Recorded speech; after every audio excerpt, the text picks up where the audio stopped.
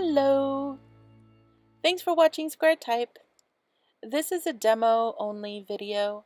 The tutorial video link is above and in the description field below. I wanted to make a distinction between a tutorial and a demo because in the tutorial videos I've made, I've been trying to make them um, to the point, clearly and concisely. So I try to get to the instructions step by step without giving you a lot of extra stuff. I'm sure that when you're looking for a tutorial, you just want the information that you're looking for, and then if you want some fluff, you can go look for fluff later on. But when you're specifically looking for a tutorial, it's annoying to watch something that's not really getting to the point, like I am here. So that's why I made this a demo. Actually, uh, so now you can see the tutorials, and now I'll have demos. So the demos, I actually made 3 of them in the last couple of weeks, and I posted those. And I tried to make them short. I think they're each under 4 minutes long, and I also tried to speed them up so that you could just watch the process and in a really high speed, so you wouldn't get bored watching it. But it dawned on me that perhaps you wanted to see um, the whole process. So here I'm gonna I'm still gonna speed up some stuff in this video, but the most of it I'm just gonna be talking and letting uh, you know what I'm thinking and why I'm doing things. So like here I'm trying to pick a picture frame, and I just decided on the little pink one because it doesn't have that much white space around it, around the girl, and that way it's nice and focused on the image of the girl versus all the white space around her. Um, and unfortunately, these picture frames that I bought from the craft store are way too stiff, and I can't really fold them. So I have to use it as a template and transfer it onto this nice pattern bond paper. Um, I'm just going to use it as a template. So that's the kind of thing that I wanted to show you in these demos, is that um, when you're crafting, you have to be really flexible. You have to kind of go with the flow, and I don't know if I already said that. But you find a solution and then you keep going. And sometimes you can't find a solution anymore and you gotta scrap the whole idea. So it's just a matter of just being flexible. And sometimes you'll see in these demos that I will get frustrated with what I'm doing, but overall, the end result has to be something that you're happy with, but it doesn't have to be perfection. And that was the problem with the tutorials, is it seemed like everything went to perfection right away, and the truth is those are highly edited, so you don't actually see all of the maybe you see some of the mistakes, but you don't see all of them, and there's a lot of mistakes along the way. So you have to just be willing to go through it, and then you find the light at the end of the tunnel and you finish your project, and it's cool. So here, one of the mistakes I made was I cut out that bond paper right away. But see, the bond paper is too flimsy to serve as a picture frame, because once it's folding, it'll lose its shape. So I still need cardstock, but not as stiff as that original from the store. So here I have some cardstock, um, and I'm just going to glue the bond paper onto it. And because I already cut out the bond paper into the frame shape, I now have to, you know, kind of work around this. So now it's a little bit harder than it should have been. What I should have done was just taken a big square of the bond paper and then pasted it onto the cardstock and then cut the whole thing out together. But now I'm working kind of backwards, which is okay. See, that's just an example of how wonderful my crafting intuition is. um, so here, now I have to match those two ovals together so I can have my lovely, what's that, picture frame. Unfortunately, I'm never good at really measuring things, and what's happened is the purple cardstock wasn't cut exactly to the shape of that oval on the inside, so now I'm going to have to clean that up. So I guess I'll just cut it out with scissors and I should be good. The problem is I'm not that great with scissors, and that's why I use a razor blade. And by the way, if you're not experienced with using a razor blade, if you're not very good at it, then don't do it. Because razor blades are really dangerous.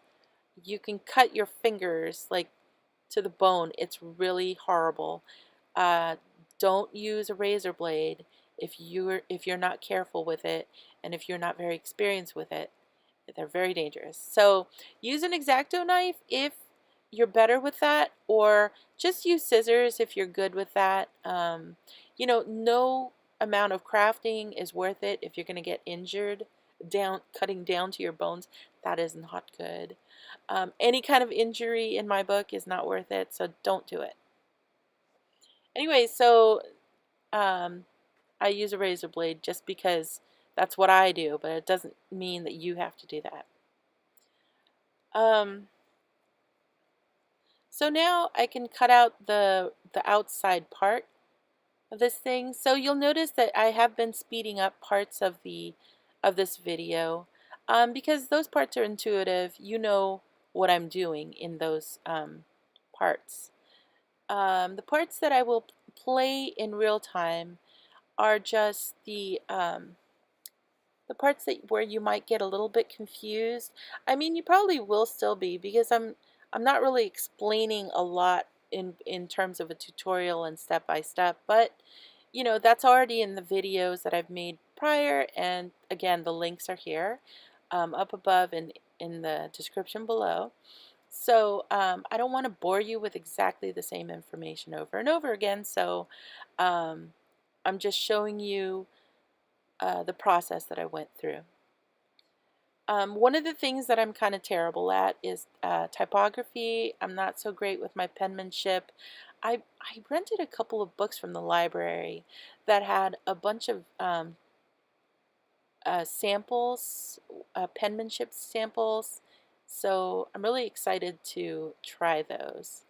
I haven't had the time yet. Okay, here I'm making my rectangle stand. Again, the links are above and below, but I'm making one, I'm kind of like just freehanding the size of this rectangle.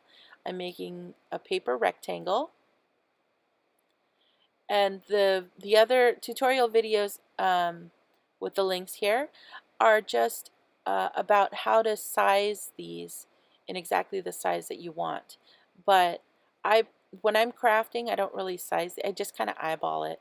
So here I have my rectangle, and I'm going to cut 4 pieces of this because you need 2 rectangle stands for each image, and I have the girl image and my picture frame image.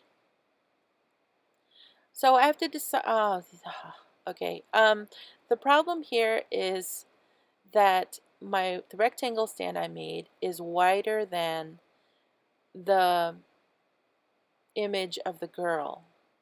So I'm trying to decide if I should use the shorter end of the rectangle stand. So I'm just going to start off with what I know should fit, and that's the picture frame. And first I'm going to fold the picture frame in half, because when the card is closed, the picture frame has to fold shut. So here I'm just pre-folding it, and then I can test that rectangle stand on the picture frame. The first thing I'll do is I'll try to see if I can lay the picture frame inside and the words still fit, which is good. Now I'll see if I could use the long end of the rectangle stand. But look, it still shows up. See, if I attach it right there, the rectangle stand will show on the side outside the picture frame, so that sucks. So if I attach it with the short end, it's gonna hide behind the picture frame, which is great. So okay, that's fine. I'll use the short end, and I'll just glue up the short end and attach it to the picture frame, the back side.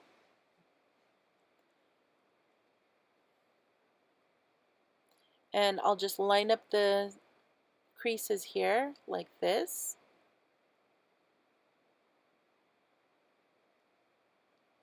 Try to make sure it's straight. And then do the same thing to another rectangle stand. Put glue on the short end and then line it up with the opposite end of the picture frame on the other side of the crease, like this. So when it opens, it looks like that. See? Okay. So I'm just trying to make sure that they're both straight, like glued on there straight, and hopefully the glue gets dry. So okay, so on my picture of the girl, I'm going to fold her in half because that image will also fold flat when the card is shut. And oh, there's a wrinkle. Great, there's a wrinkle and I only have the one image. This sucks. Okay, wait. Maybe it'll go away. No. Okay, it's still there. I'm just going to go with it because I don't have any others. But I'm just going to keep going to see if maybe it's not as obvious as I think it would be. I want the girl to be closer to the card than the picture frame. So I'm going to use, I'm going to put glue on the long end of the rectangle stand, and I'm going to attach that long end to the back, meeting the creases of the image and the rectangle stand, like this. And I'm doing the same thing to the other rectangle stand, and then I'm attaching it to the opposite side of the crease, like this. But like I said earlier, these stands are wider than the girl, the image of the girl. So they're going to show on the side like this. So you can still see the rectangle stands, which kind of super sucks. But now I'm hoping maybe it'll work out, because what if, okay, what if the picture frame actually covers those stands? So see how they show right now? But when the picture frame is above it, maybe it covers it up. It kind of looks like it will. So that works out. That might work out really well. So I'm just going to keep going, and maybe it'll just work the way I hope it will. And you can't really see them because of the picture frame. So now I'm just going to glue those stands onto the card. But, oh, maybe I can put this purple oval onto the card so that you can't see. No. Yeah. That's just going to make everything harder. I'm just going to go with my original plan and just like glue this onto the card. Forget about that oval. I'm just going to put glue on the long sides of the rectangle stand on the girl, and then attach her to the card, to the middle of the card.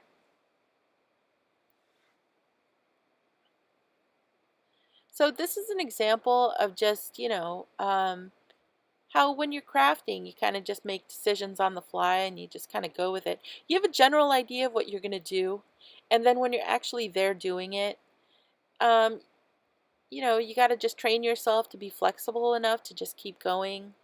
And, you know, um, that's like a topic that you can't really cover in those tutorials because you're just trying to be really precise and exacting, and you don't want to confuse the viewer. So that's why I wanted, again, that's why I wanted to do these demos other than just the tutorials. So there, now the girl is floating above the card. Perfect.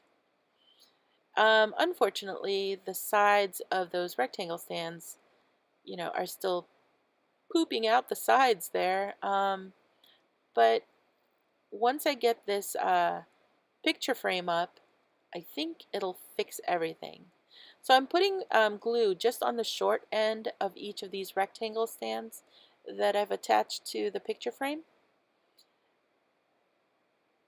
And then when I line them up onto the card, I'm going to line them up just like the girl, where I uh, meet the creases of those rectangle stands to the crease of the card like that, and then close the card.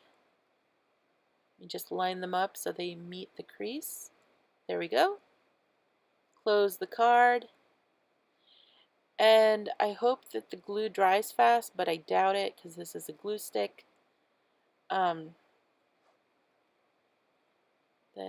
Oh, see, it's peeling.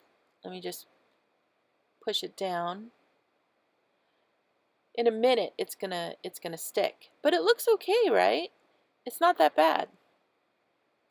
So I hope this video helped you out somehow, in some way, and kind of inspired you maybe to just keep going until it works out. Or, don't be afraid to craft. If you get screwed up, it's okay. It's just crafting, no problem. And if this video was too long, let me know. If you don't like the talking, let me know.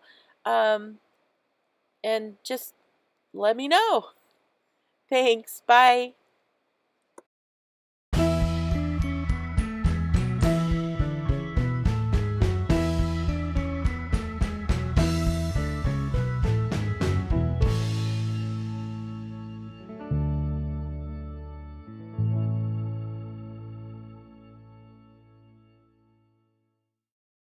Let me know if you liked or disliked this video. Leave me a comment. Share this video with your friends or subscribe to my channel, Square Type.